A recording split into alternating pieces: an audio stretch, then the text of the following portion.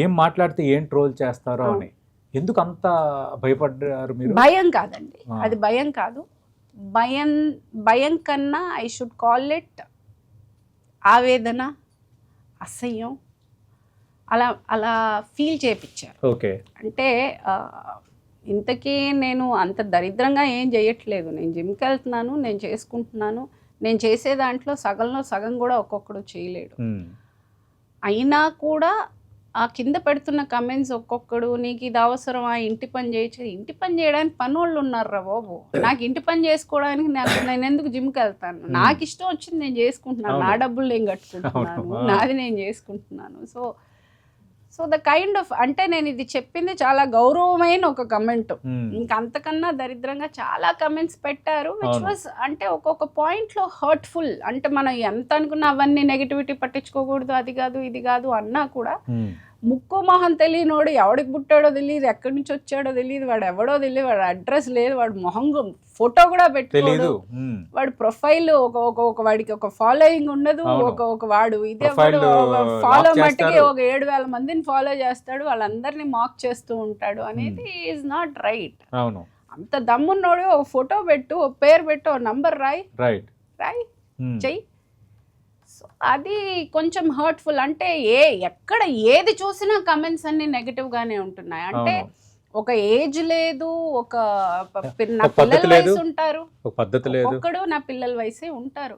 అంటే ఒక తల్లికి మర్యాద లేదా, ఒక అక్కకి మర్యాద లేదా, ఇంట్లో వీళ్ళ ఇళ్లలో ఆడవాళ్ళని ఇంతేనా వీళ్ళు చేసేది, ఒక మర్యాద ఉండదా? So somewhere that is been triggering me. కాకపోతే ఒక మాట అనడానికి మనము ఏదో చేసి ఉంటే మనం ఒక మాట అన్నారంటే వింటారు.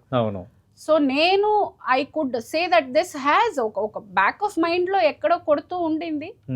ఇప్పుడు ఒక మెడల్ వచ్చిన తర్వాత నేను మాట్లాడితే ఆ మాటకు వాల్యూ ఉంటుందని నా ఫీలింగ్. చెప్పగలిగిన ఒక స్టేజ్, ఫస్ట్ టైం నేను మీడియాని రిప్రజెంట్ చేస్తున్నాను, అంటే ఫేస్ చేస్తున్నాను. ఆ రోజు నేను ఈ మెడల్ విన్ అయ్యి ఫస్ట్ టైం నేను మీడియాలో రావడం వల్ల, so that was little emotional. Okay. అంటే మీకు అలా చికాకు కలిగించే మెసేజ్లు పెట్టారు మీ వీడియోస్ కింద? పెట్టారు కదే మాట్లాడాను. ఓకే. పెట్టారు కదనే కదా మాట్లాడాను నేను. కానీ ఇప్పుడు ఇది బాగా ఒక పెనుబోతంలా మారిపోయింది ప్రగతి గారు. అటు విపరీతమైన ట్రోలింగ్, విపరీతమైన మార్ఫింగ్స్, ఫొటోస్. అంతే అండి. ఎందుకంటే మీరే కాదు, మీరు తర్వాత ఖుష్బు గారు, తర్వాత మంచు ఆమె లక్ష్మి గారు, వీళ్ళందరూ చాలా మంది చాలా గట్టిగా రెస్పాండ్ అయ్యారు. అది ఏం చేయలేమండి. అంటే ఇంకా ఏదో సందర్భం వచ్చినప్పుడు ఏదో ఒక మాట మేము అనడమే కానీ, అవును, this is really going to change, we don't know. We only feel అలాంటి ఒక వ్యక్తిని ఇంట్లో పెట్టుకుని ఆ ఆడవాళ్ళు ఎంత బాధపడుతున్నారు అనేది ఆలోచించుకుని పోనీ వాడి సావు వాడి చావని అనుకోవాలి అంతే. ఇంకా దానికి మించి we can't do anything about it. లేదు, ధైర్యంగా ఒక నంబర్ పెట్టి ముఖాముఖిగా ఇలా కూర్చుని ఒకసారి మాట్లాడమని నేను ఆన్సర్ చేస్తాను. వాడికి ఉన్న క్వశ్చన్స్ ఏంటేంటి, నాకు ఇది ప్రాబ్లం అని నా ముందు కూర్చుని ఇలా కూర్చుని అడగమనండి, నేను ఆన్సర్ చేస్తాను. అంత ధైర్యం ఉందా వాడికి? లేదు. మనిషి కనిపించడు, ఫోటో ఉండదు, ప్రొఫైల్ ఉండదు, ఇంకెందుకు ఎవరో తెలియదు. మాట్లాడమనండి ఒకసారి. రైట్.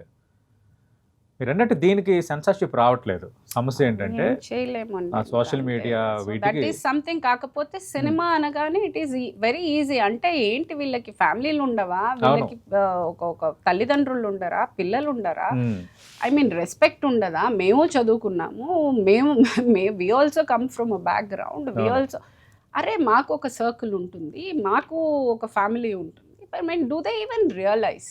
అరే ఒక ఫర్నిచర్ని చూసినట్టు అసలు పూర్తిగా అంత ఎమోషన్లెస్గా ఉంటారా జనాలు? I mean do they do that? ఇదే నీ తల్లినో నీ అక్కనో అంటే మీరు ఊరుకుంటారా? అవును.